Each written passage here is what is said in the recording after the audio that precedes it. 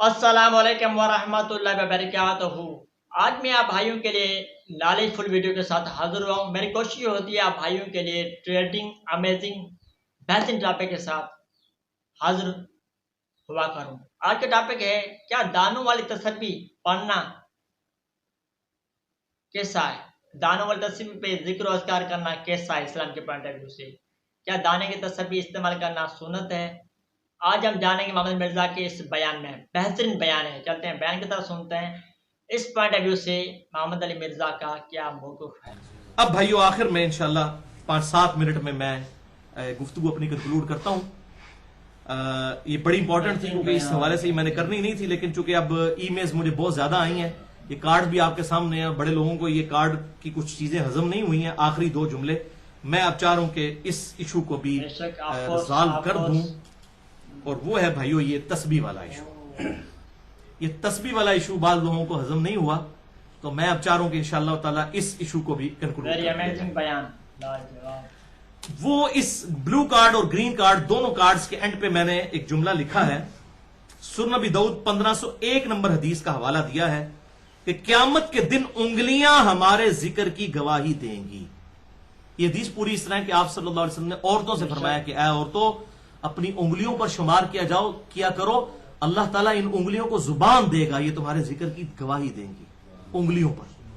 1501 number हदीस सुनन अबी दाऊद के अंदर। इसी के तहत मैं ये कहता हूं कि दाएं और बाएं हाथ दोनों पर शुमार करना चाहिए। मैं तो चाहता हूं मैं रफ़ुल यदैन भी दोनों हाथों से करता हूं, रफ़ुल यदैन दोनों हाथों से होता है, तो जिक्र भी अगर मैं दोनों हाथों पर करूं, मेरे दोनों हाथ गवाही दें, क्या मतलब, कोई हर्ज नहीं इसके अंदर। तो अगर कोई इज्तिहादन कहता है कि आप सल्लल्लाहु अलैहि वसल्लम अक्सर अपने पसंदीदा काम दाईं तरफ से ही दाएं हाथ से करते थे, तो वो ठीक है, वो सिर्फ दाएं पे करे, लेकिन बाएं वाले को बुरा ना कहे। और जिस हदीस की बुनियाद पे वो बुरा कहते हैं और कहते हैं वो जनाब हदीस मौजूद है, वो हदीस सुनन नबी दाऊद में 1502 नंबर हदीस है। वो पक्की ज़ईफ रवायत है, उसमें आमश मुदल्लिस से आराम से रवायत कर रहे हैं। यानी ये तो अस्मा और रिजाल के बिल्कुल बेसिक स्टूडेंट को भी पता है। सही मुस्लिम के मुकदमे में ये पेट रूल है कि आमश की या कोई और जितने भी मुदल्लिसीन की आने वाली रवायतें जो हैं वो समा की तस्रीह के बगैर ज़ईफ होती हैं। इसमें तो आमश इमामुल मुदल्लिसीन है। आमश, सुफियान सौरी और सुफियान इब्ने उयैना, ये तीनों तो इमामुल मुदल्लिसीन है। ये तो ज़ईफ रावियों से भी तदरीस करते थे, सिक्का से नहीं, सिर्फ ज़ईफ से भी करते थे। यानी इतने बड़े बड़े मुदल्लिसीन हैं। इससे बड़े मुदल्लिस हसन बसरी, जो इन जैसे हजारों लोगों से एक हसन बसरी ताबी बनते हैं, उनकी तदलीस वाली रवायतें भी नहीं ली जाती। मसला नंबर 36 मेरा सुन ले, ज़ईफुल असनाद और मन गढ़त अहादीस का फितना। उसमें आमश की तदरीस की वजह से क्या क्या फितना खड़ा हुआ है वो आप देख लें। उसमें मैंने वो रवायतें बयान की हैं, इंतहाई गुस्ताखाना रवायतें जिसमें आमश की तदलीस है। तो वो आमश की तदलीस है और उन्होंने अन से रवायत की है। चूंकि ये सिक्का होते थे, ये नहीं थे कहते हद्दसना या अखबरना कि मुझे फलां ने हदीस बयान की है, उसने खबर दी। वो कहते थे अन फलां से रवायत है, तो बीच में अब बंदा नहीं बताते थे कि कौन है। तो अगर झूठे हो तो कहना हद्दसना, तो पकड़े जाए ना कि तेरी तो मुलाकात ही नहीं, तूने ये क्यों कहा। तो ये तदरीस एक मतलब उस जमाने में एक फितना उठा, उसका शिकार कुछ मुहद्दिसीन भी हुए। हत्ता कि इमाम शोबा कहते हैं मैं तो ज़ना से बदतर समझता हूं तदलीस करने को। तो बहरहाल हम इमाम शोबा के साथ हैं, तदरीस है बुरी चीज है, लेकिन मुदल्लिस की रवायत कबूल होती है अगर वो समा की तसरीह कर दे, किसी और रेफरेंस से साबित हो जाए। वो झूठा तो नहीं होता ना कि वो अपने आप को हद्दसना या अखबरना के साथ बात करे, वो कहता है अन फुला। तो बहरहाल ये एक टेक्निकल गुफ्तगू है। मसला नंबर 36 सुन लें। तो आमश मुदल्लिस है 1502 नंबर, जिसमें आता है कि आप सल्लल्लाहु अलैहि वसल्लम दाएं हाथ पर शुमार करते थे और रवायत ही ज़ईफ है, फारिग हो गई। और मैंने खुद अपनी आंखों से मगरिब की नमाज अल्हम्दुलिल्लाह शेख जुबैर अली साहब ने मुझे मुसल्ले पे आगे किया। 17 जून 2009 की बात है जब मैंने उनका इंटरव्यू किया। तो उसके बाद मैंने उनको खुद अपनी आंखों से देखा कि वो अपने दाएं हाथ और बाएं हाथ दोनों पे शुमार कर रहे थे। बड़ी आसानी रहती, मतलब भूलता नहीं है। वैसे तो दाएं पे भी जो आती है वो नहीं भूलते, लेकिन यह है कि जरा दोनों हाथ। तो मैंने कहा शेख साहब ये क्या, दो कहते हैं अली भाई रवायत तो ज़ईफ है, तो दोनों पे करना चाहिए ताकि ये उंगलियां गवाही दें। अल्हम्दुलिल्लाह। तो मैंने खुद देखा है, मैं इसलिए आपको बता रहा हूं। तो ये बिल्कुल दुरुस्त है, दाएं हाथ पे भी बाएं हाथ पे भी। अब रहा मसला भाइयों ये मिसबाह का, इसे अरबी में क्या कहते हैं, मिसबाह। मीम सीन बा अलिफ हा। एक मिसबाह वो है वो किंदील जो मिशकातुल मसाबी वाला मिसबाह है, वो स्वाद के साथ है, ये मिसबाह है, ठीक है।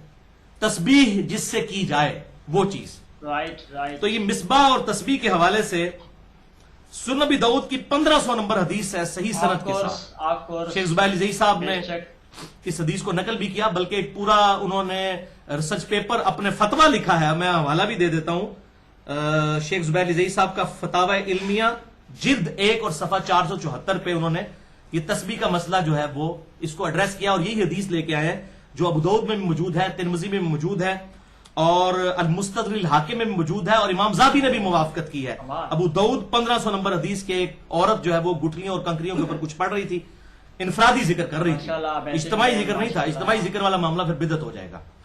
تو آپ صلی اللہ علیہ وسلم اس کے پاس آئے، آپ نے فرمایا کہ یہ کیا پڑھ رہی ہو؟ تو اس نے کہا یا رسول اللہ میں ذکر کا، آپ نے فرمایا اس سے آسان کام نہ تجھے بتاؤں؟ تو آپ نے پھر اس کو ایک وظیفہ تعلیم فرمایا، سبحان اللہ عدد ما خلق اللہ، اور اس طرح آگے الفاظ آتے ہیں۔ تو یہ آسان ہے، لیکن اس کو آپ نے منع نہیں کیا۔ نبی پہ واجب ہوتا ہے کہ غلط کام کو منع کرے، اس کو منع نہیں کیا کہ یہ نہ کرو، بلکہ کہا اس سے آسان بتا دیتا ہوں۔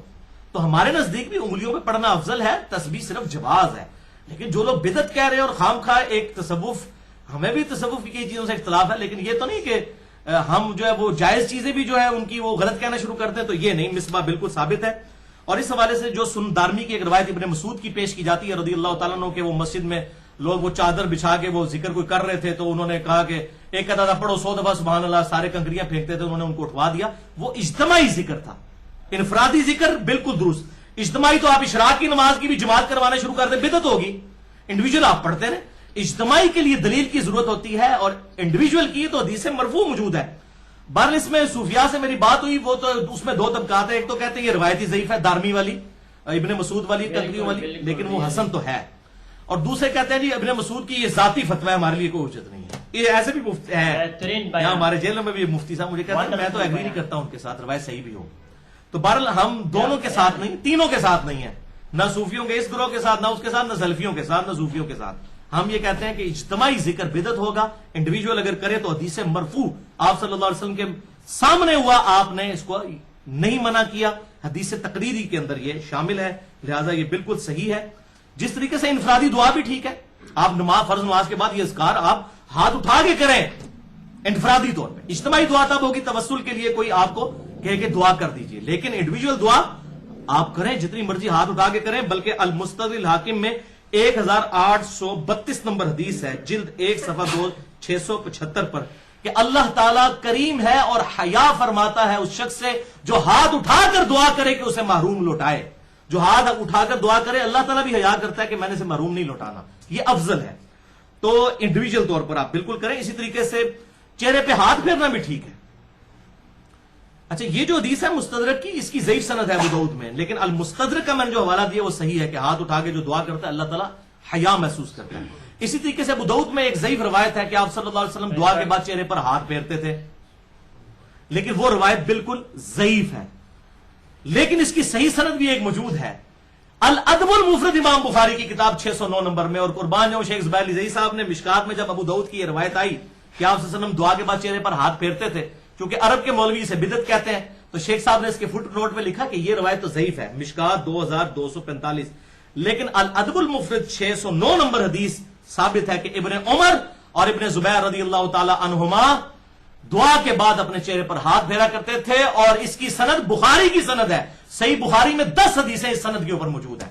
ایک بار مجھے ایک بندے نے سعودی عرب سے ای میل کی کہ جی وہ عرب کا ایک مفتی کہہ رہا ہے جی یہ روایت ضعیف ہے، میں نے کہا یہ بخاری 10 حدیثیں میں انہوں کٹ کے بھیجیاں، کہنا جی اب کہتا جی وہ خاموش ہو گیا لیکن مانا بھی کوئی نہیں، جھوٹا پہ گیا لیکن منیا نہیں، مننا تو پھر پائی جی یہ تو کہنا بڑا آسان ہے نا، قرآن حدیث آئے تو ہم مان لیتے ہیں، تو جب اپنے پہ پڑتی ہے تو پھر پتہ چلتا ہے کہ کون مانتا ہے۔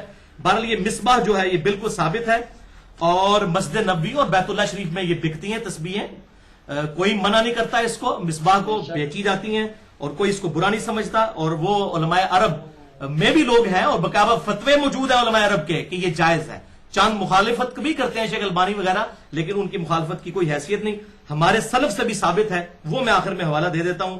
یحییٰ بن سعید القطان بخاری اور مسلم کے مشترکہ راوی ہیں، المتوفى 198 ہجری، ان کے بارے میں تاریخ یحییٰ بن معین میں امام یحییٰ بن معین رحمہ اللہ المتوفى 233 ہجری لکھتے ہیں کہ وہ بڑے نیک بزرگ تھے، ان کا ایک جبہ تھا جو وہ پہنا کرتے تھے، اور جبے میں بڑی لمبی تسبیح ہوتی تھی جس سے وہ پڑھا کرتے تھے۔ الحمدللہ، تاریخ ابن معین حوالہ سن لیں، جلد 1 صفحہ 126۔ تو یحییٰ بن سعید القطان کو کوئی بدعتی کہے گا؟ کوئی مائدہ لال جمع ہے امام بخاری امام مسلم سے دادا استاد نو تو وہ بھی یہ مصباح تسبیح استعمال مصباح لفظ لکھے مقبت شاملہ میں وہ روایت انشاءاللہ کھل جائے گی. بہرحال بدعت کے حوالے سے میری ایکسکلوسیو گفتگو ہے مسئلہ نمبر 75A اور 75B.